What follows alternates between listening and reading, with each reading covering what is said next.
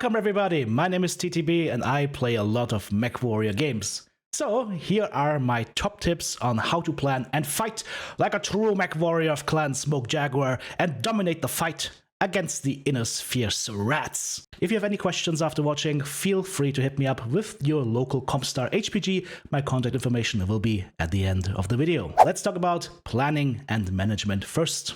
Mechwarrior 5 Clans features 3 distinct currencies that you will need to manage. You've got your Currencies, you've got your merits, and you've got your honor.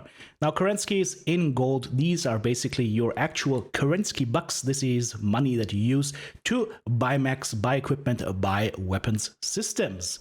Merits are a currency for research and for developing your repair base, your repair crews. They're also there to upgrade your salvage, and they're also there to unlock new mechs once you unlock them through the honor system. This is basically your progress bar. You can see how far you are currently progressing to the next level, and at the end you will jump up 1 level and you will get additional unlocks, for example a new mech up to level 14.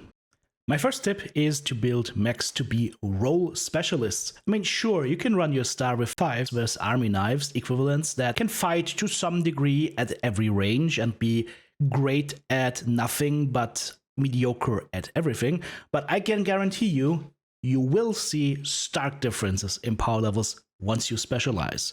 For example, your star could have a dedicated LRM missile carrier for long-range support. You could have an ERPPC sniper that seeks out high ground and makes great use of that advantage. You could have a laser boat.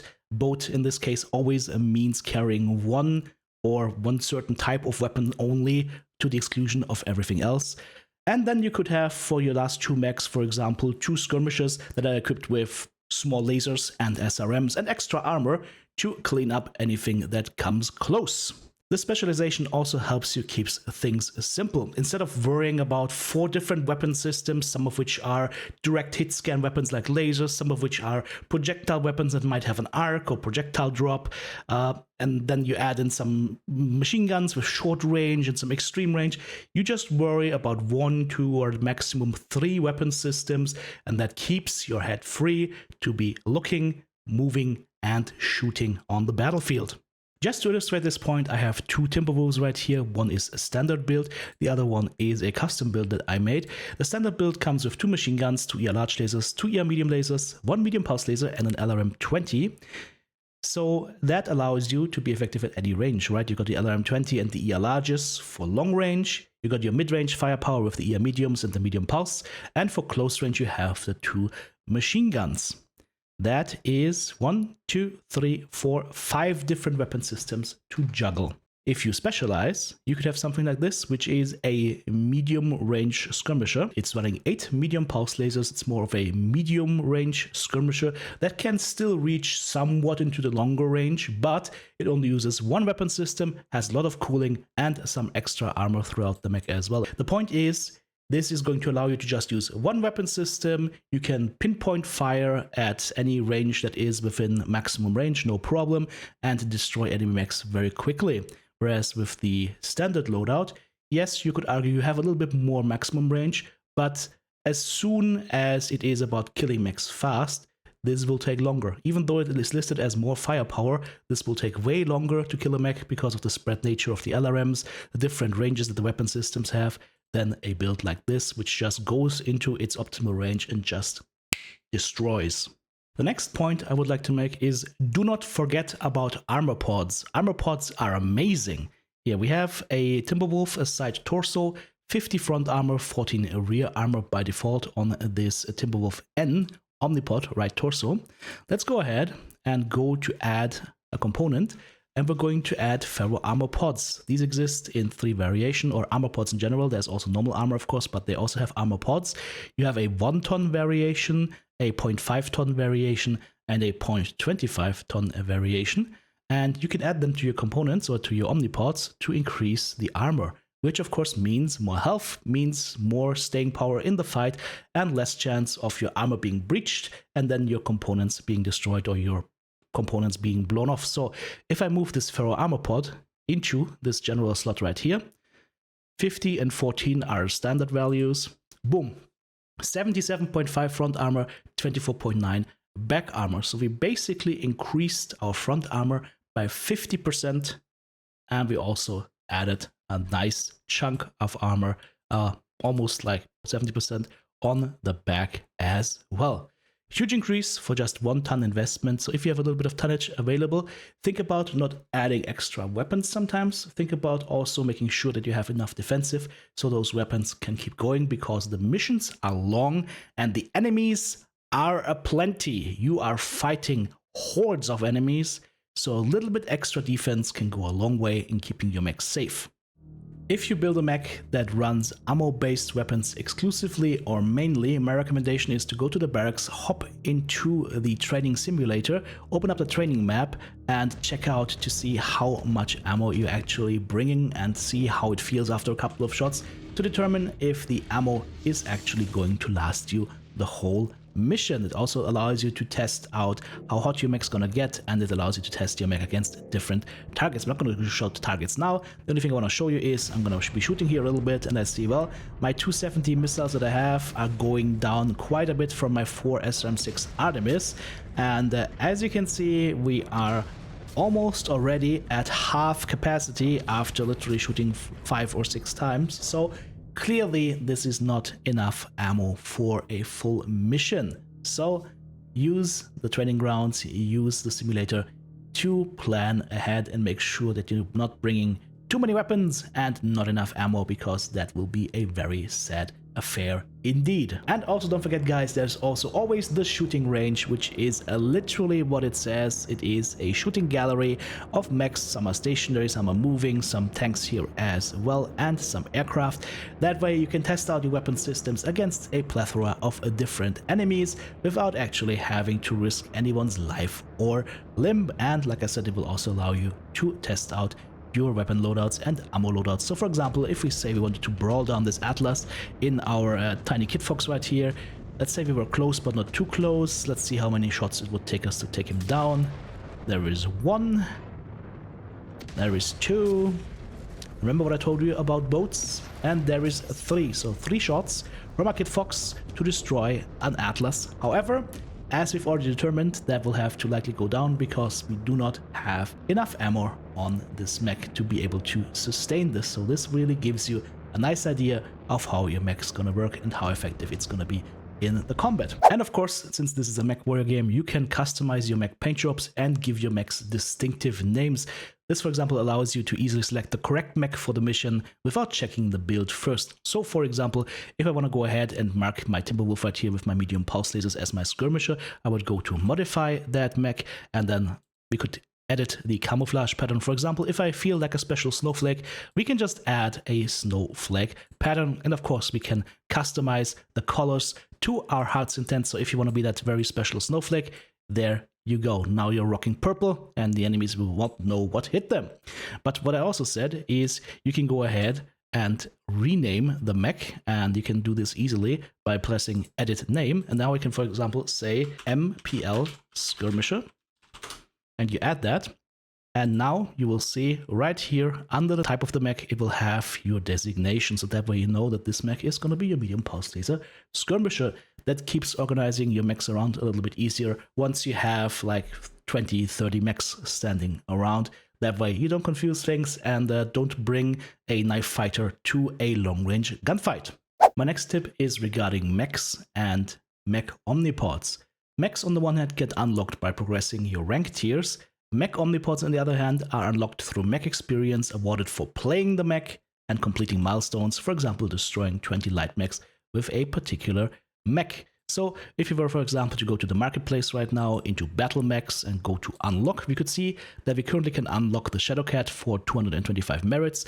If we had enough merits and unlocked the Shadowcat right here, we would not only unlock the chassis for purchase, we also get 1 free sample of that chassis as well. So basically you're using your merits to not only purchase the ability to further increase the ranks of your battle mechs with that model, you're also getting 1 for free to use immediately. A great source of a lot of Mech XP are chassis milestones. These are certain milestones that you can complete by doing actions like, for example, killing a certain amount of assault mechs, or completing a certain amount of milestones, or killing a couple of turrets, or light mechs, or using the chassis in missions. They award a substantial amount of XP, and that can then be used in these chassis upgrades to upgrade your mechs. For example, its torso speed, its acceleration, its top speed, its turn speed or angle. All of that, of course, adds up.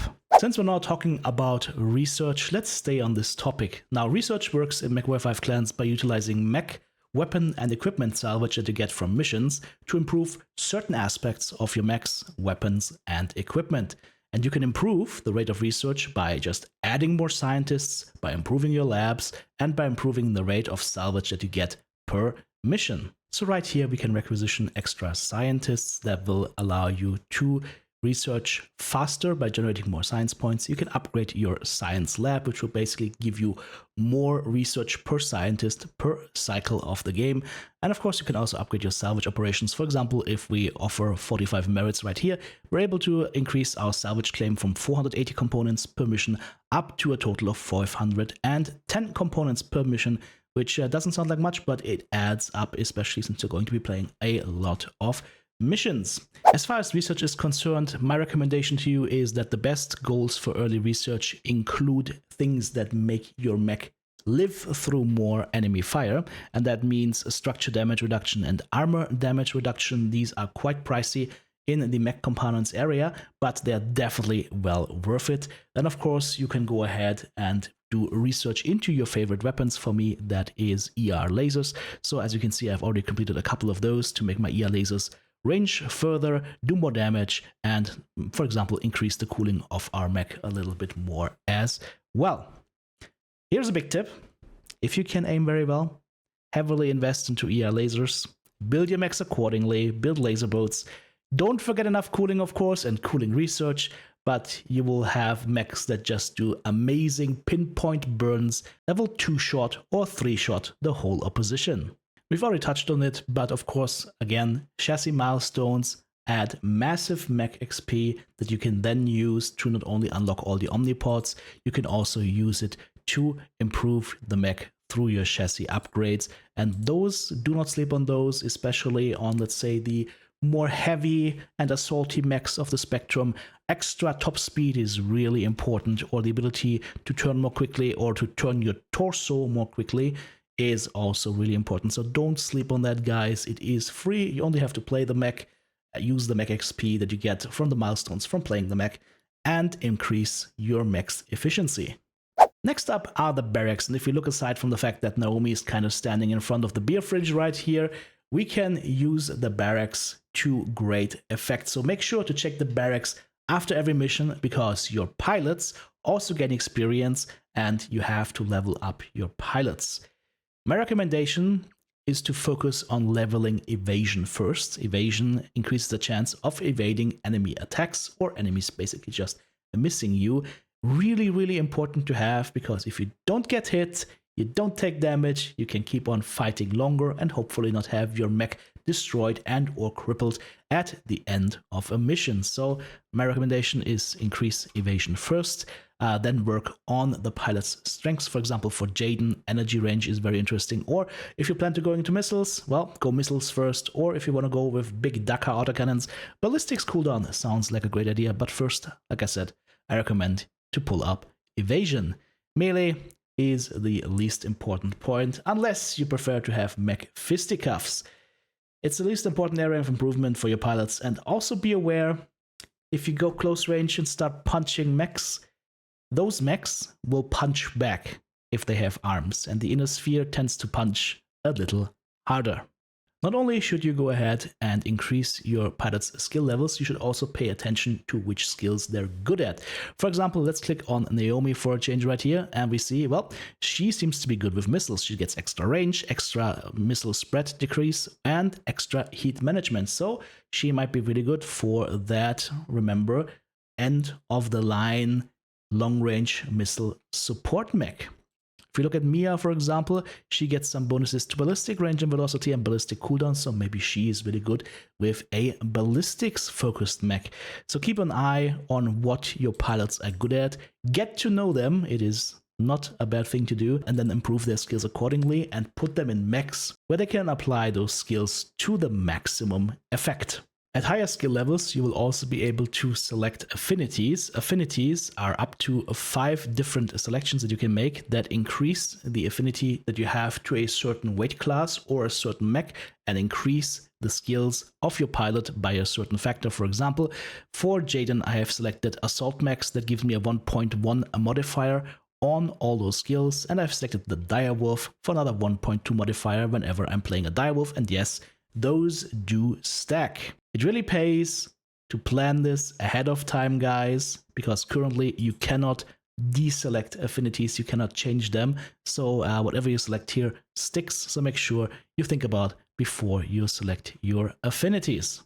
There's also a quick point I would like to make about the briefings. The briefings are not only well done and informative, they sometimes contain a couple of clues as to what kind of engagement range to expect or what kind of weapon systems are best brought. So pay attention, there might be something in there that can really help you in surviving the following drop. Let's do a quick review of elementary mech controls. For that, I'm going to jump into my Arctic Cheetah right here. Now, you already know that your mech's torso and its legs are working independently of each other. You can walk in one direction and look in another direction, no problem right here. And if you ever get confused, like which way your torso is pointing or which way your legs are pointing, you can just press the center torso button and that will snap you right back to where your legs are pointing, no problem. Here is another build example that you can use in your early missions. This is an Arctic Cheetah light mech. I've already shown the controls, but I want to show you the weapon systems. As you will notice, we are running exclusively ER small lasers right now, 7 to be precise. And yes, you might think, well, small lasers, that doesn't sound like it has a lot of range, but let me show you how much range you can actually get out of ER small lasers. That Igor is at 550 meters, let's say 600 meters for good measure. Now we're gonna shoot it. And it's almost dead, second volley takes it down. So range, not that much of a problem. Let's say we were at 300 meters or below, which is our optimal range for ER small lasers. Let's see how long it takes to take down this Atlas once again. I think it will take a little bit longer than the Kit Fox, but I think we will also be able to do this quite handily. That's our 3rd shot, that is our 4th shot, and the 5th shot will seal the deal. And that was a 100-ton inner sphere assault mech taken down by ER small lasers relatively quickly, and more importantly, we didn't overheat or anything. Now think about, you're in a fight that goes for 2 minutes, 3 minutes. The ability to just keep on firing and not overheating is really strong. What we could think about here is maybe taking away a little bit more cooling and adding maybe an ER medium on top or 2 ER mediums on top instead. But this seems to be a very solid shorter range fighting build, but I'm saying shorter range in brackets right here because you can still reach pretty far. Your ER smalls are gonna reach further than what the Inner Sphere Surats are gonna be using for their medium laser normal range. Inner Sphere mechs are quite tanky and can take a beating, but they do lack long range supremacy. Outranging them is always a great idea to get your shots in for free while avoiding unnecessary damage on your mechs. On the other hand, as I already mentioned, some Inner Sphere mechs are using melee weapons like giant swords or axes, so don't get too close or you may find yourself with half a mech. Always make sure to use terrain to your advantage. Like I already said, clan weapons have superior range, so find, for example, a nice high spot and rain down fire with your ER lasers or PPCs. That will allow you to engage the enemy before they can fire back. And of course, you can also use terrain or buildings to limit your exposure to enemy fire. You don't just have to stand there and take it. You can utilize jump jets, you can walk into cover, walk out of cover, shoot, walk back into cover, no problem. Make sure to use repair base to patch up your most damaged mechs. Choose carefully which mechs you want to repair, because repair base only have one use before becoming inactive. Also to take note, repair base will also restock missing ammo, but they will not be able to repair structural damage. Repair base, you can think of repair base as a quick munition up plus welding on some armor plates onto your mech. They cannot refresh structural damage, so anything that punches through your armor will stay there until the end of the mission and until your mech techs can get to work on it. Make sure to scan regularly for hidden boxes full of extra research components, Kerensky bugs, or extra ammo restocks. You can target friendly mechs with the target friendly mech button that will allow you to get detailed health information on your star mates as well as any friendly units that are on the field. If you want to get those sweet sexy screenshots in and you're on PC, I have got news for you guys. The keystroke command from Mechwarrior 5 Mercs is back. So in the mission you press the command Ctrl, Shift and V together to go to the external camera, and then you will need to have a gamepad ready, and then you can use that to move the camera around freely and get those sweet action shots like this one, for example. And of course the game is not paused while this is going on, so everything else would be moving and happening as well. Your sticks will control the orientation of your camera, control the movement of the camera, and then you can use the paddles to go up and down. Unfortunately, this is the only way you can do this right now. If you know of any other way, let us know in the comments section. You can issue orders to your star with the command hotkeys, or you can of course use the battlegrid map, and this is almost like utilizing a strategy layer. Right here you can use the mouse, for example, on PC to drag and drop, press right click to move your mechs around or give them attack orders. You can of course move the camera as well or zoom it up or down. So in the lowest zoom you might be able to actually see your mechs walking around. In the highest zoom you get more of a tactical perspective, and like I said, this allows you to easily move around your mates and order them to attack specific targets. It also helps you if you ever find a mech getting stuck. That happens rarely, but when it happens you can use that of course to manually maneuver that mech out of trouble, or if all else doesn't help, just manually switch to that mech and move it out yourself, no trouble. You're going to fight against hordes of enemy mechs, tanks and aircraft. Focus fire is key when engaging these enemy mechs. The fastest way to take them down is by going exclusively through the center torso. Sure, you can slowly disarm a mech piece by piece, but in the time that you do that, the time it takes you to do that, you could have killed that mech 2 or 3 times over by just focus firing on its center torso. That doesn't mean never shoot damaged components. If you identify a mech that has like an open arm with an AC-20 in it might be nice to shoot half a salvo on that arm to take that weapon out of the fight. But generally speaking, if you see a fresh mech, center torso is your fastest way to kill it. And of course there's an absolute fastest way to kill a mech, and that is to go for the face headshot or cockpit kill as we like to call it. You aim for the cockpit, you squeeze those triggers, and if your aim is true, you can easily take out an assault mech in basically one shot. The best weapons to achieve this kind of shot are of course one-shot projectile weapons, so PPCs and Gauss rifles are going to be your best bet, but it can also be done with lasers if the target is not moving around too much. When you take down an enemy, sometimes they will go nuclear, they will actually explode. Nuclear explosions are not conducive to the integrity of your paint job, so your mech techs have asked me to tell you to please get the hell out of dodge when this happens. Keep some distance from the nice fireworks of the broken enemy fusion engine. I've already told you that clans have a certain enjoyment for energy weapons.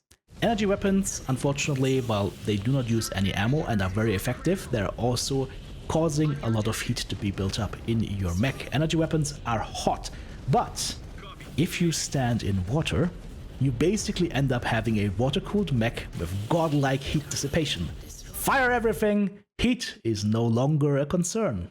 The most dangerous enemy aircraft are the Igor VTOLs. They can carry a heavy assortment of weapons and should be taken down as soon as possible.